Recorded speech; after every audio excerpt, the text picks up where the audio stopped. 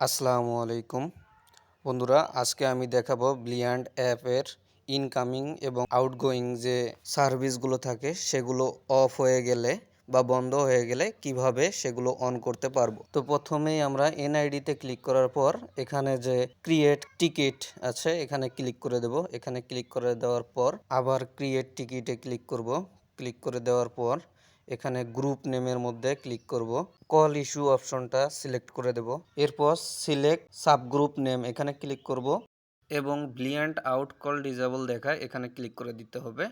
এরপর টাইটেলে ক্লিক করব এবং লিখব আউট কল এবং ইনকামিং কল ডিজেবল দেখায়। এটা লেখার পর ব্লিয়ান্ট নাম্বারটা এখানে দিয়ে দিতে হবে এবং ডিসক্রিপশনে কিছু লেখা আছে যেগুলো আমার সমস্যা সেগুলো আমি লিখে দিয়েছি। আপনাদের যেগুলো সমস্যা আছে আপনারা এই ডিসক্রিপশনে সেই সমস্যাটা লিখে দিবেন। এরপর চুজ ফাইলে ক্লিক করে মিডিয়া পিকারে ক্লিক করার পর অ্যালবাম থেকে একটা স্ক্রিনশট, এই স্ক্রিনশটটা এখানে দিয়ে দিতে হবে। এরপর সাবমিটে ক্লিক করতে হবে।